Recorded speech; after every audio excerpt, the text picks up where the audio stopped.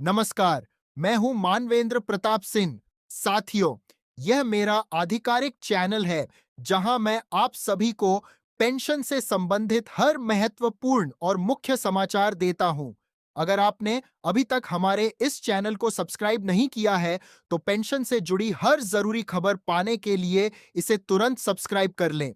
मेरे प्रिय देशवासियों, मेरे सम्मानित वरिष्ठ साथियों और देश के उन लाखों परिवारों को मेरा प्रणाम, जिनकी उम्मीदें वर्षों से एक निर्णय पर टिकी हुई थीं। आज का दिन कोई साधारण दिन नहीं है।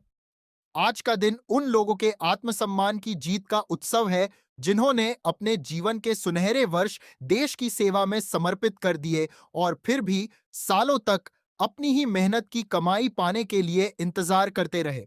साथियों, जब कोई कर्मचारी अपने जीवन के 25 से 30 वर्ष देश की सेवा में लगाता है, तब वह केवल नौकरी नहीं करता, बल्कि वह देश के विकास की नींव रखता है और राष्ट्र निर्माण का भागीदार बनता है। और जब वही कर्मचारी अपने जीवन के अंतिम पड़ाव पर पहुंचता है, तब उसकी सबसे बड़ी ताकत होती है उसकी पेंशन, उसका सम्मान और उसकी सुरक्षा।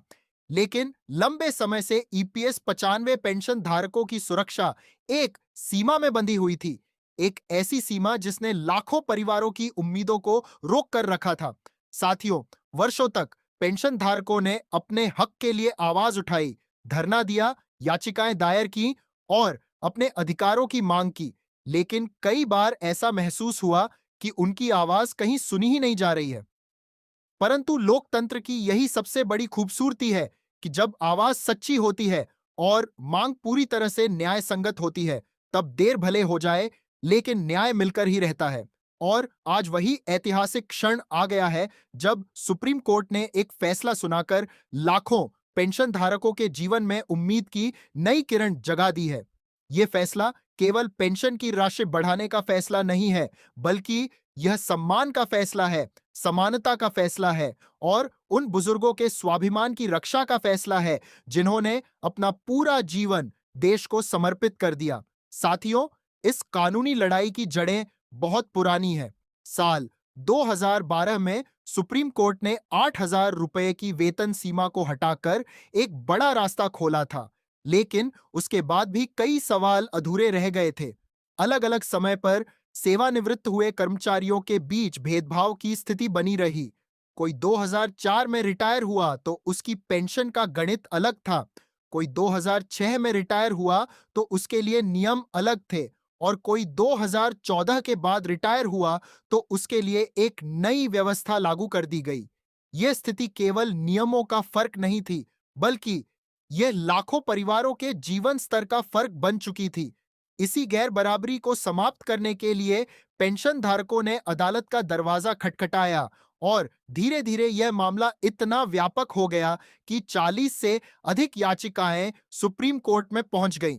जब मामला इतना बड़ा हो गया, तब शीर्ष अदालत ने इसकी गंभीरता को समझते हुए 3 जजों की संविधान पीठ का गठन किया।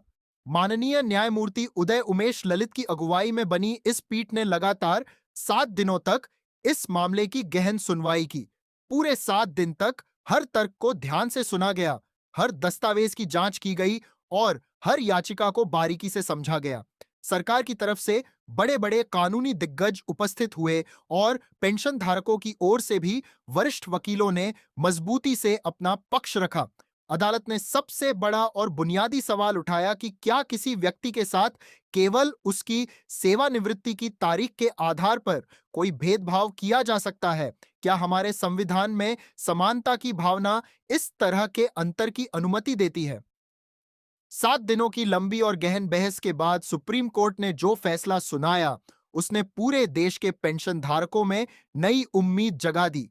कोर्ट ने स्पष्ट शब्दों में कहा कि किसी भी पेंशन धारक के साथ उसकी सेवानिवृत्ति की तारीख या उम्र के आधार पर कोई भेदभाव नहीं किया जा सकता। हर पेंशन धारक को समानता के सिद्धांत के आधार पर ही देखा जाएगा।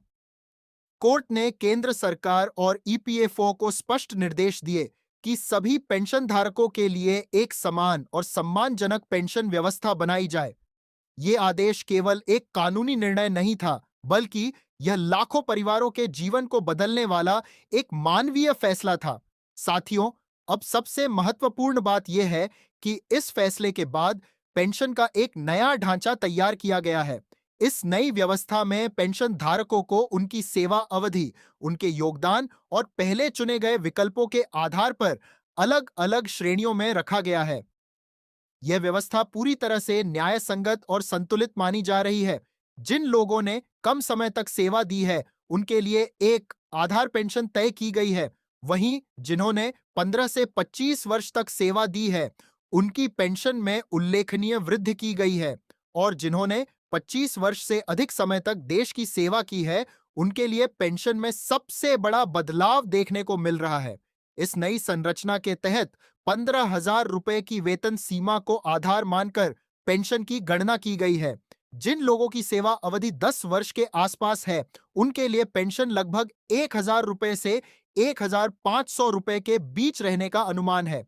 वहीं 15 से 25 वर्ष तक सेवा देने वालों के लिए यह राशि 3,000 रुपए से 4,500 रुपए तक पहुंच सकती है। और जिन वरिष्ठ कर्मचारियों ने 25 से 30 या 35 वर्ष तक अपनी सेवाएं दी हैं, उनके लिए पेंशन में सबसे बड़ा उछाल देखने को मिल सकता है।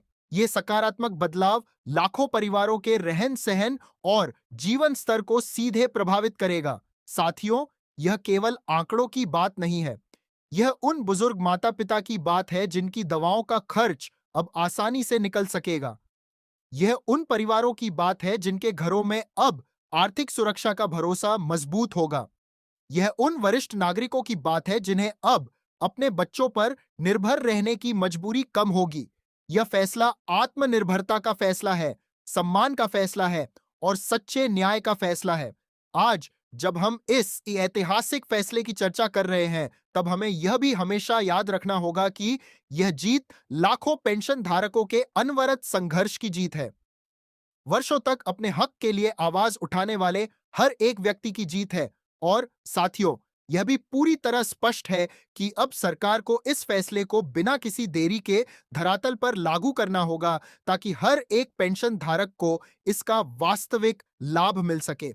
मेरे प्यारे साथियों, आज का यह दिन आशा का दिन है, विश्वास का दिन है और सबसे बढ़कर न्याय का दिन है। यह फैसला केवल वर्तमान को नहीं बदलता, बल्कि आने वाली पीढ़ियों के लिए भी सुरक्षा का एक आधार तैयार करता है।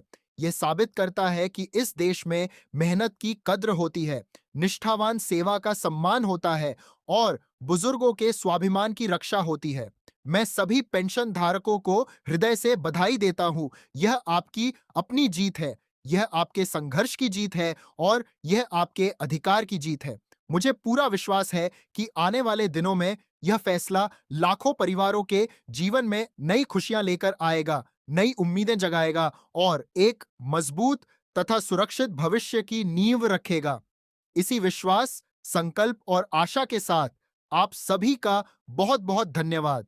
जय हिंद, जय भारत।